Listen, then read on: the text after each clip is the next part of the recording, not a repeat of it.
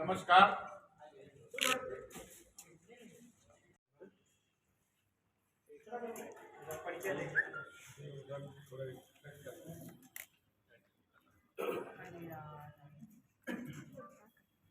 अंधेरा है और सभी लोगों को छठ महापर्व आयोजन समिति महादेव घाट में बहुत ही स्वागत करते हुए नमस्कार करता हूँ।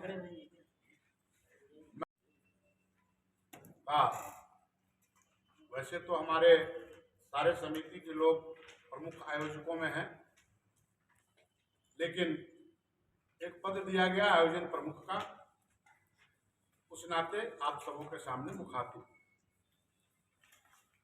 जैसा कि आप सभी जानते हैं कि रायपुर में और छत्तीसगढ़ में इस महापर्व को जानने वालों के लिए एक बहुत बड़ा त्योहार है। शायद जो इसको जानते हैं, त्योहार तो ऐसे सनातन में बहुत हैं, लेकिन इस त्योहार की कुछ अलग विशेषता है, इसलिए ये विशेष है और महापर्व है। छठ महापर्व इसलिए भी इसको प्रचारित करना चाहता है, आप सबों का सहयोग अपेक्षित रखता है।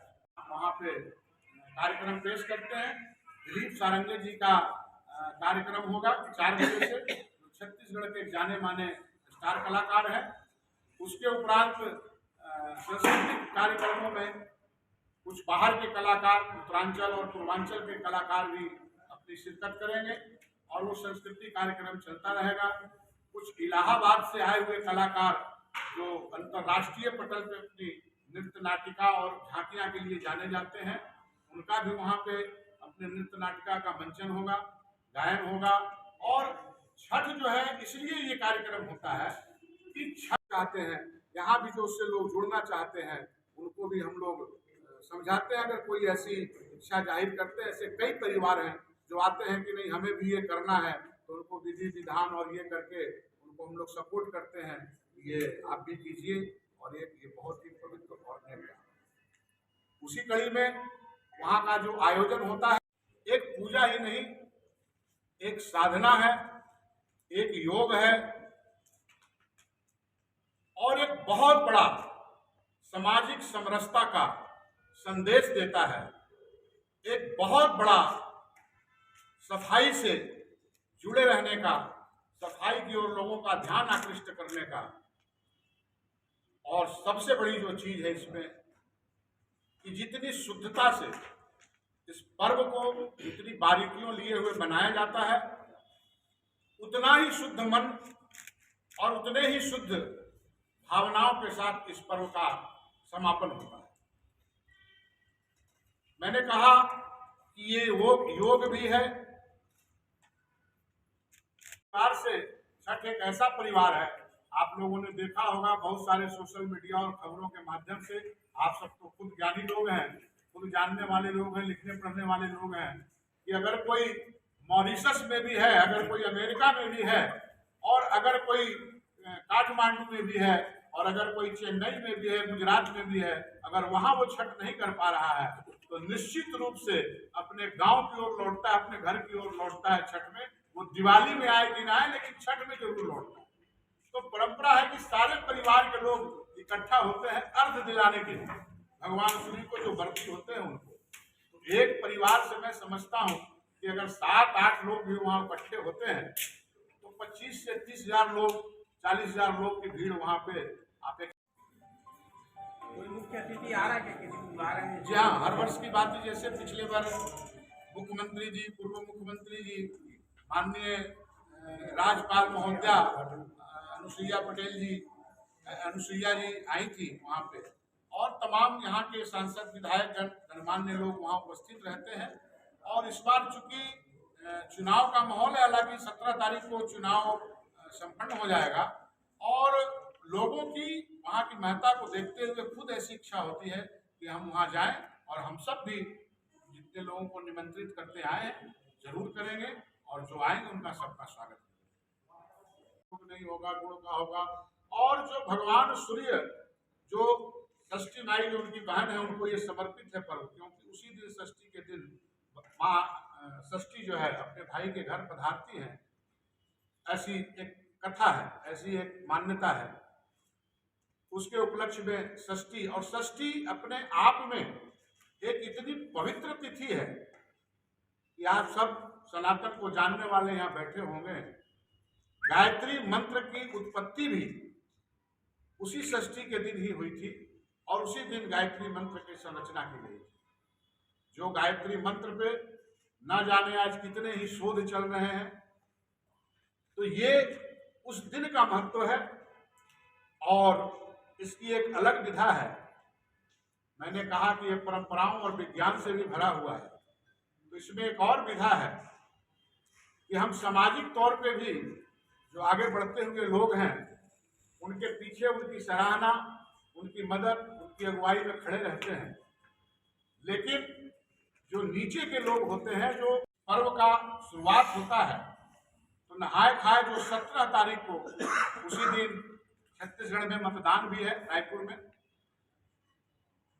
लेकिन राष्ट्र का काम है, देश का काम है, राज्य का काम है, उसमें भी इसको मनाने वाले लोग कहीं से पीछे नहीं रहेंगे और अपना एक एक वोट उस दिन भी जाकर सत्ता के लिए, अच्छी सरकार के लिए करेंगे।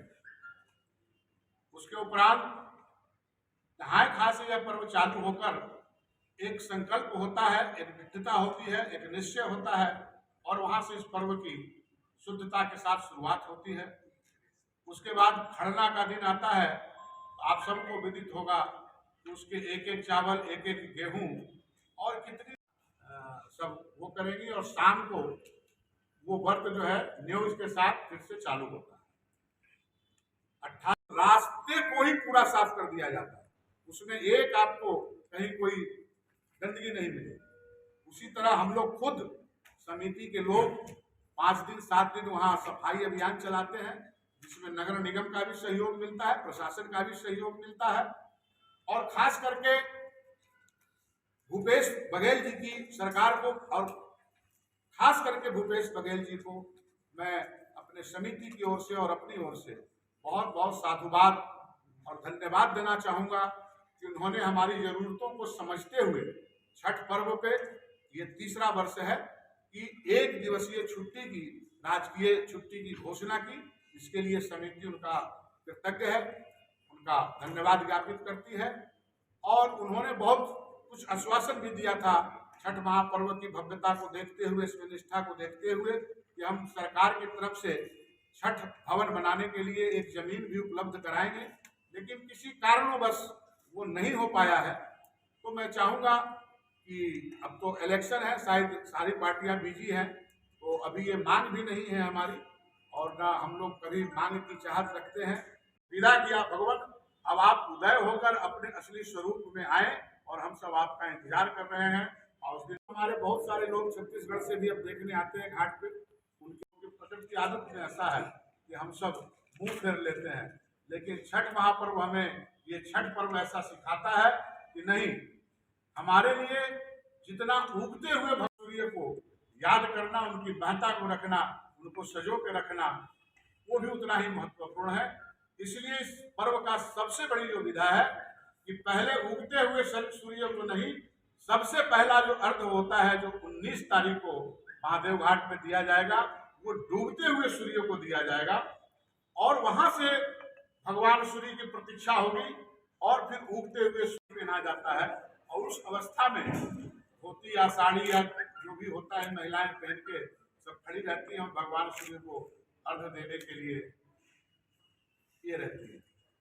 उसी बीच में जितना हर्षोल्लास उस परिवार में होता है, इस बार करीब 5000 व्यक्तियों का अर्घ वहां पे मैं समझता हूँ कि इस बार 5000 लोगों का जो छठ व्रत करने वाले रहता है, लोग पानी में खड़े रहते हैं। तो जो मैंने कहा योग, तो वो भी एक योग है, एक साधना है कि शाम को फिर सुबह सवेरे सूर्य सब वो करेंगे और शाम को वो व्रत जो है न्यूज के साथ फिर से चालू होता है। 18 नहीं होता, पंडित जी की जरूरत ही नहीं पड़ती, यहाँ सीधा भक्त और भगवान का सीधा डायरेक्ट आमना सामना होता है और इसमें कोई मंत्र नहीं है। इसका मूल मंत्र जो लोकगीत है, जो लोकगीत के माध्यम से भगवान सूर्य षष्ठी माई को जो लोग याद करते हैं, यही इसका मूल मंत्र है। और उसी मंत्रों के साथ, उसी गाने के साथ, उसी लोकगीत के साथ इस पर्व को मंत्रित किया जाता है और उन्हें रिझाया जाता है, मनाया जाता है। दे सकता हूँ कि मुस्लिम धर्म के अनुयायी भी इस पर्व को करते हैं, जो नहीं कर पाते वो अर्घ देने जाते हैं। ये प्रायः ऐसा बिहार में भी होता है और आपके रायपुर के महादेव घाट में आपके यशस्वी महापौर जी जो मुस्लिम समुदाय से आते हैं, लेकिन वो भी इस पर्व में आके इसकी मान्यता को आके सूर्य भगवान को नमस्कार करके और अर्घ देते हैं। और भी दो चार हमारे मित्र ऐसे हैं जानने वाले जो आके वहां पे, तो कहने का मतलब कि इसकी स्वीकारता, इसमें इनकी खूबियों को लेके इसकी स्वीकारता व्यापक है आज। इसलिए ये उत्तर भारतीयों का पर्व न होके ये विश्व के पटल पे जाना जाता है। आप अमेरिका में भी अर्घ देते हुए लोग पाए जाएंगे, यूएस में भी और अरब अमीरात में भी, और मैंने देश के दुनिया के तमाम जगहों पे इसका एक संदेश गया और लोगों ने इसे अपनाया है। उसी कड़ी में हम सब उत्तर भारत के तो है ही हैं, लेकिन